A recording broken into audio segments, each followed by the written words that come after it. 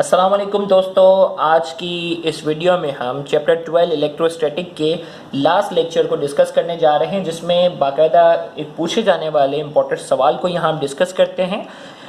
इस लेक्चर को शुरू करने से पहले हम आपको बताते चलें, ये लेक्चर हमारे YouTube channel Sindh board teaching पर अपलोड किया गया है और ये लेक्चर डॉक्टर अलियसगर की तरफ से डिलीवर किया जा रहा है। अगर आप किसी मेडिकल या इंजीनियरिंग यूनिवर्सिटी के एग्ज़ाम के हवाले से तैयारी कर रहे हैं तो आप हमारे व्हाट्सएप ग्रुप को ज्वाइन कर सकते हैं। व्हाट्सएप ग्रुप को ज्वाइन करने का तरीका है कि आप इस नंबर पर हमें अपना नाम और अपने शहर का नाम जो है वो सेंड करेंगे। याद रहे, मेल और फीमेल का व्हाट्सएप ग्रुप सेपरेट है। अगर आप पाकिस्तान से बाहर हैं, आउटसाइडर जैसे कि इंडियन साइड से हमारे लेक्चर पर काफ़ी व्यूज़ आते हैं, तो उन बच्चों को अगर व्हाट्सएप ग्रुप ज्वाइन करना हो तो इसका तरीका है कि +92 33122910009, ये पाकिस्तान का कोड है, ये शामिल करके आप हमसे रब्ता कर सकते हैं। तो सवाल कुछ ये है कि when a capacitor if charge with a battery, एक कैपेसिटर है जिसको हमने क्या किया है, बैटरी से चार्ज किया। Then a slab of dielectric is now inserted between the plate. अब हमने क्या किया, डाइलेक्ट्रिक का यहाँ वर्ड यूज हो रहा है इंसुलेटर अदर देन एयर।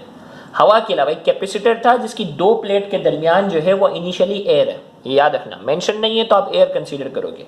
अब कहा जा रहा है कि उसके दरमियान बैटरी से हमने इसको चार्ज किया है और चार्ज करने के बाद हम क्या करते हैं कि डाइलेक्ट्रिक को, इंसुलेटर अदर देन एयर को उसकी प्लेट्स के दरमियान क्या कर देते हैं, शामिल कर देते हैं। तो फिर आगे कह रहा है बिटवीन द प्लेट्स। अब पेपर में जो है वो चार सवाल पूछे जा सकते हैं कि what will be the effect on it's charge, उसकी कैपेसिटेंस पे क्या फर्क पड़ेगा, उसकी एनर्जी, स्टोर एनर्जी पे क्या फर्क पड़ेगा और वोल्टेज पर जो है वो क्या फर्क पड़ेगा। और हमने जो है अगर उसे बैटरी से कनेक्टेड ही रखा है तो इन चारों चीज़ों पे क्या फ़र्क पड़ेगा, और अगर हमने उस बैटरी से उसको डिसकनेक्ट कर दिया है तो इन चारों चीज़ों पर क्या फ़र्क पड़ेगा।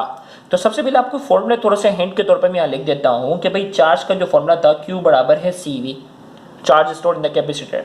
कैपेसिटेंस का जो फॉर्मूला है A बराबर है एप्सिलॉन नॉट अपॉन D, और energy stored in the capacitor का, energy stored in the capacitor का हमारे पास जो फॉर्मूला है ½ CV², energy stored in the capacitor.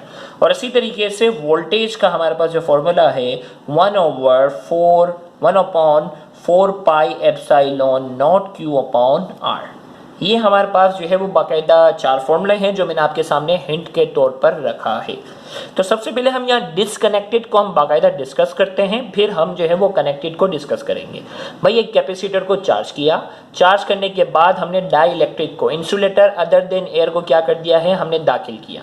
तो अगर आपको याद हो, हमने लास्ट टाइम डिस्कस किया था कि कैपेसिटेंस ऑफ अ कैपेसिटर बढ़ जाती है क्योंकि एप्सिलॉन नॉट जो है वो फ्री स्पेस और एयर को शो कर रहा होता है ना। और अगर कोई इंसुलेटर अदर देन एयर, याद रखिएगा वो बच्चे जो पहली बार हमें देख रहे हो ना बेटा, पिछला लेक्चर आपको देखना जरूरी है क्योंकि ये चैप्टर 12 जो इलेक्ट्रोस्टैटिक है वो पिछले लिंक से उसका जो है वो गहरा ताल्लुक है। तो हमने यहाँ का एप्सिलॉन नॉट है ना, तो हमने कहा इसकी वैल्यू तो सबसे कम है। डाइलेक्ट्रिक को अगर मैंने शामिल किया तो इसकी वैल्यू क्या हो जाएगी, बढ़ जाएगी। और अगर इसकी वैल्यू बढ़ेगी तो दोनों के दरमियान कौन सा रिलेशन है, डायरेक्ट रिलेशन है। कैपेसिटेंस क्या हो जाएगी, बढ़ जाएगी, यानी चार्ज स्टोर करने की जो सलाहियत होगी वो बढ़ जाएगी। तो हमने कहा एक कैपेसिटर को बैटरी से चार्ज किया है और अब हम उस बैटरी से क्या कर चुके हैं, अब हम उस बैटरी से उसको कर चुके हैं डिसकनेक्टेड। और डिसकनेक्ट करने के बाद जब हम डाइलेक्ट्रिक को दाखिल करते हैं तो उसकी कैपेसिटेंस क्या हो जाएगी, बढ़ जाएगी, क्योंकि तो पूरी डेरिवेशन हम करते हैं कि कैपेसिटेंस ऑफ अ कैपेसिटर क्या हो जाती है, बढ़ जाती है जब हम क्या करते हैं, डाइलेक्ट्रिक को शामिल करते हैं। व्हाट अबाउट चार्ज, भाई चार्ज स्टोर करने की सलाहियत जो है वो क्या हो गई है, बढ़ गई है, लेकिन चार्ज जो है वो मैं कहता हूँ सेम रहेगा क्योंकि बैटरी से क्या हो चुके हैं, हम डिस्कनेक्ट हो चुके हैं ना। भाई एग्जाम में अगर आपको कोई सवाल का जवाब आ जाता है और अगर आप एग्जामिनेशन हॉल से निकल चुके हो तो अब तो आपके नंबर में कोई फायदा नहीं होगा ना, क्योंकि आप तो वहां से डिस्कनेक्ट हो चुके हो। तो हमने कैपेसिटेंस तो बढ़ गई है लेकिन पहले जितना चार्ज स्टोर था वो उतना ही रहेगा, वो क्या रहेगा, सेम रहेगा। तो हमने कहा कैपेसिटर को चार्ज किया, डाइलेक्ट्रिक को दाखिल किया, कैपेसिटेंस बढ़ गई, चार्ज स्टोर करने की सलाहियत बढ़ गई है, लेकिन चार्ज जो होगा वो सेम रहेगा क्योंकि बैटरी से हम क्या हो चुके हैं, डिस्कनेक्ट हो चुके हैं।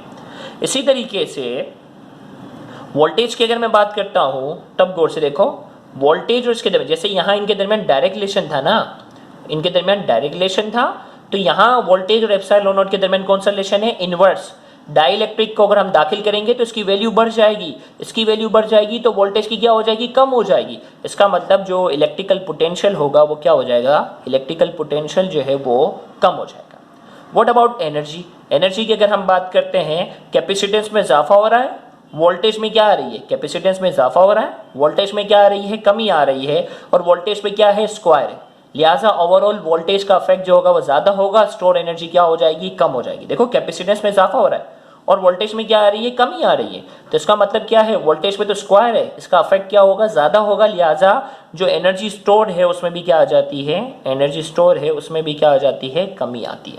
तो एक कैपेसिटर को हमने चार्ज किया, चार्ज करने के बाद डाइलेक्ट्रिक को दाखिल किया, अगर बैटरी से डिस्कनेक्ट कर चुके हैं तो उसका चार्ज स्टोर होगा वो सेम होगा, कैपेसिटेंस बढ़ जाएगी, वोल्टेज कम हो जाएगा और एनर्जी स्टोर होगी वो भी कम हो जाएगी। लेकिन अगर उस कैपेसिटर को हमने बैटरी से डिस्कनेक्ट नहीं किया, बैटरी से हमने डिस्कनेक्ट नहीं किया, तो अब की अगर हम बात करते हैं तो क्या होगा भाई, कैपेसिटेंस तो बढ़ जाती है ना भाई, डायरेक्ट रिलेशन है, कैपेसिटेंस क्या हो गई, बढ़ गई। और अगर बैटरी के साथ कनेक्टेड है, हमें एक सवाल का जवाब पता चल गया और हम एग्जामिनेशन हॉल में और हमारे पास टाइम भी है, तो हम क्या करेंगे, फौरन से जवाब लिखेंगे और हमारे नंबर ज्यादा आने के चांसेस होंगे। तो यहां हमने क्या किया कि कैपेसिटेंस क्या हो गई, ये बढ़ गई है, बैटरी के साथ क्या है, हम स्टिल कनेक्टेड हैं, और बैटरी के साथ अगर हम कनेक्टेड हैं तो अब क्या हो जाएगा, चार्ज स्टोर भी क्या हो जाएगा, ज्यादा होगा, चार्ज स्टोर भी क्या हो जाएगा, बढ़ जाएगा। इसी तरीके से वोल्टेज की अगर हम बात करते हैं, याद रखिएगा ये फॉर्मूला जो है वो डिस्कनेक्ट होने के बाद का फॉर्मूला है, डिस्कनेक्ट हो गए तब का ये फॉर्मूला है। लेकिन आप बैटरी से, जिस बैटरी के साथ अगर आप कनेक्टेड हो, डिस्कनेक्ट हुआ ही नहीं हो, तो उस बैटरी का जो भी वोल्टेज होगा, उस बैटरी का जो भी इलेक्ट्रिकल पोटेंशियल होगा वो क्या रहेगा, सेम होगा। तो हमने कहा कि भाई बैटरी से आप डिस्कनेक्ट हो ही नहीं है, लिहाजा ये वोल्टेज क्या होगा, सेम होगा, क्योंकि आप उससे डिस्कनेक्ट नहीं हुए, वोल्टेज क्या रहा, सेम। अब अगर इस फॉर्मूले में देखो, वोल्टेज सेम है, कैपेसिटेंस बढ़ गई, वोल्टेज सेम है, कैपेसिटेंस बढ़ गई है, तो लिहाजा एनर्जी स्टोर भी क्या हो जाएगी, बढ़ जाएगी, एनर्जी स्टोर में भी क्या हो जाएगा, इजाफा होगा, लिहाजा एनर्जी स्टोर में भी इजाफा होगा। तो पेपर में बाकायदा सवाल पूछा जाता है कि कैपेसिटर को बैटरी से हमने चार्ज किया है, चार्ज करने के बाद डाइलेक्ट्रिक को हम उसमें दाखिल करते हैं, अगर वो बैटरी के साथ कनेक्टेड है तो चार्ज, कैपेसिटेंस, एनर्जी स्टोर और वोल्टेज पे क्या क्या फर्क पड़ेगा, और अगर उसको हमने डिस्कनेक्ट करने के बाद अगर हम स्टिल कनेक्टेड हैं तो charge store, capacitance, energy store और वोल्टेज पर क्या क्या फर्क पड़ेगा। अब ये सवाल एप्टीट्यूड में किस तरीके से पूछा जाता है वो मैं आपको यहाँ रख के बताता हूँ, आप मुझे इसका जवाब देंगे। तो नंबर 9 देखें, a capacitor if charge with a battery and then it is disconnected, a slab of dielectric is now inserted between the plates. Then एक कैपेसिटर को हमने बैटरी से चार्ज किया, फिर उस हमने क्या कर दिया है, डिस्कनेक्ट कर दिया, फिर हमें कहा जा रहा है कि हमने डाइलेक्ट्रिक को क्या किया है, दाखिल किया है, हमें कहा जा रहा है देन, ए में कहा, देखो डिस्कनेक्ट किया ना, अब डिस्कनेक्ट वाली 4 बातें ज़हन में रखना भाई, डिस्कनेक्ट किया ना तो क्या होगा कि चार्ज स्टोर सेम होगा, कैपेसिटेंस बढ़ेगी, एनर्जी स्टोर कम हो जाएगी और वोल्टेज भी कम होगा।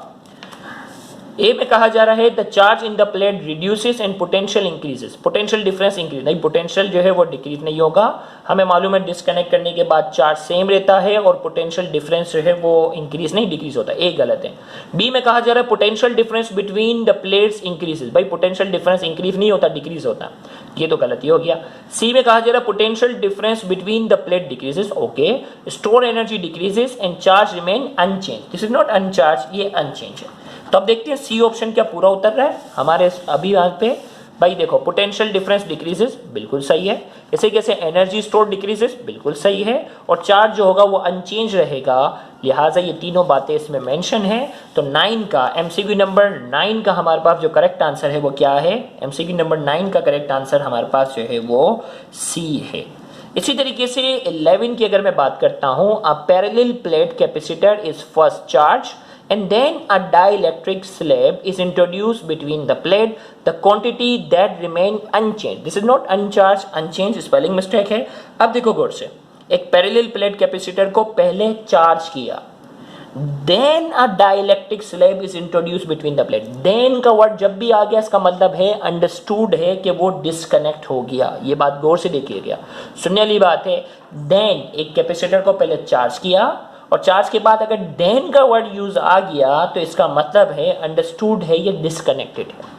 कनेक्टेड के लिए पेपर में बाकायदा, कनेक्टेड के लिए पेपर में बाकायदा तौर पर जो है वो क्या वर्ड इस्तेमाल होगा, कनेक्टेड के लिए बाकायदा तौर पर पेपर में जो है वो कनेक्टेड का वर्ड लिखा हुआ होगा।